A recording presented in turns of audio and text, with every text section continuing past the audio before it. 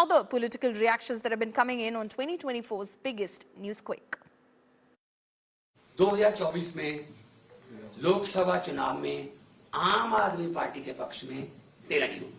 ममता बनर्जी ने अकेले चुनाव लड़ने की घोषणा कर दी। देखो ये तो उनका काम है, ये इंडिया अलायंस का फ्यूचर कैसे? नहीं कोई बात नहीं, वो हो सकता है कोई उनके साथ बातचीत चल रही हो उस लेवल पे, लेकिन पंजाब में हम ऐसा नहीं करने वाले। पंजाब में कांग्रेस से हमारा अलायंस एक ही है, सब साथ में ही रहेंगे। हमारी दीदी है वो, और हम सब दीदी का बहुत प्यार और सम्मान करते हैं, और अलायंस में कोई नहीं प्रॉब्लम होगा, दीदी हमारे साथ ही रहेगी। ममता बनर्जी ने कहा कि वो अकेले चुनाव लड़ेंगी पश्चिम बंगाल में, ये इंडिया ब्लॉक के लिए झटका है। मेरा मानना है कि ये झटका वटका वाली शब्दावली नहीं, हर दल को अपना फुटप्रिंट बनाने की इच्छा होती है। मेरा मानना है कि जो भी बयान दिया गया ना, उसको जो भी अंतर विरोध है उसको सुलझा लिया जाएगा।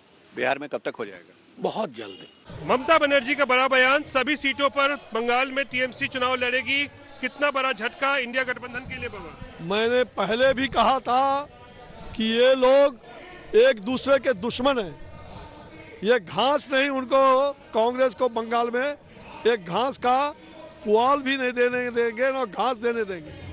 तो जो करना था उन्हें किया। ये ठगबंधन है, ये इंडी गठबंधन नहीं, महाठगबंधन है। ये ठगबंधनों का जमात नरेंद्र मोदी के खिलाफ ठगबंधन बना था इन्होंने। कोई ठगबंधन चलने वाला है नहीं है। ममता बनर्जी 4-4 बैठकों में जाती है इंडिया गठबंधन का, खड़गे जी का नाम भी प्रस्तावित कर देती है कि प्रधानमंत्री बना दो, और अब कांग्रेस को टिकट तक नहीं दे रही है। तो राजनीति है, मन में राम बगल में छुरी। ये छुरी चलाने वाले लोग हैं, आपस में एक दूसरे से दुश्मनी, एक दूसरे से भयानक दुश्मनी चले हैं। ठगबंधन, जिसने सगों को ठगा वो जनता के आंख में धूल झोंकने वाले थे। जनता सब कुछ देख रही है, इसलिए कोई ठगबंधन नहीं, ये इंडी फिंडी कुछ नहीं चलेगा, ये घमंडिया गठबंधन नहीं चलेगा। मोदी है तो मुमकिन है, मोदी ही गरीबों का मसीहा है। के अंदर एक बात हो रही है कि अगर इस मौजूदा रजीम को हटाना है तो सबको इकट्ठे चलना है। बहरहाल रीजनल पार्टीज़ जो हैं, जिसमें नेशनल कॉन्फ्रेंस भी रीजनल पार्टी है, और भी बहुत सी पार्टियां हैं, बिहार के अंदर हैं, बंगाल के अंदर हैं, उनकी अपनी एस्पिरेशंस हैं, उनके अपने इश्यूज़ हो सकते हैं। तो वक्त आने पे पता लगेगा कि क्या होगा, लेकिन नेशनल कॉन्फ्रेंस तो कोशिश यही कर रही है कि सारी पार्टियां इकट्ठे होकर चुनाव लड़ें, ताकि इस चीज़ का मुकाबला किया जाए जो इस वक्त इंडिया के अंदर जो चीज़ें फेस कर रहे हैं। नेशनल लेवल की जो पार्टियां हैं उनकी अपनी एक सोच है, रीजनल एस्पिरेशन ज़रूरी हैं, तो नेशनल कॉन्फ्रेंस इस चीज़ को कोशिश तो कर रही है, लेकिन वक्त आने पे पता लगेगा कहाँ ये बात ख़त्म होगी।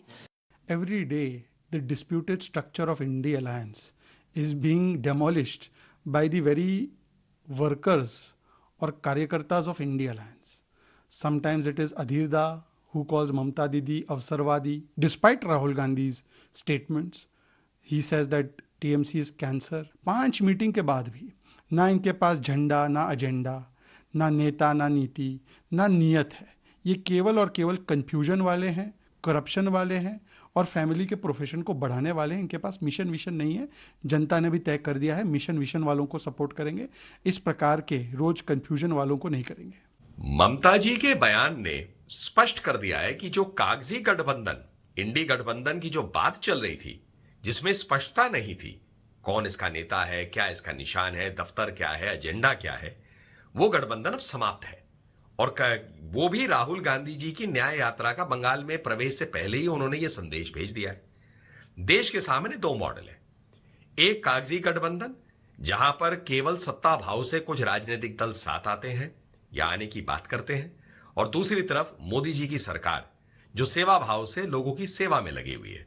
अगर आपको ऐसा लगता था कि दिल्ली में राहुल गांधी जी, सोनिया जी और ममता बनर्जी या सीताराम येचुरी जी चाय पीने से कि गठबंधन ऊपर हो जाएगा और नीचे के कार्यकर्ता मार खाएंगे और वो टीएमसी को वोट देंगे इलेक्शन में, ऐसा मत देंगे, मतदान करेंगे टीएमसी के फेवर में, ऐसा होने वाला नहीं था। इसलिए स्टेट सीपीएम, स्टेट आपका कांग्रेस, सभी इस गठबंधन का विरोध कर रहे थे। तो इसीलिए गठबंधन होने ही वाला नहीं था, ये अननेचुरल गठबंधन था, और जो होना था वही हुआ, गठबंधन टूट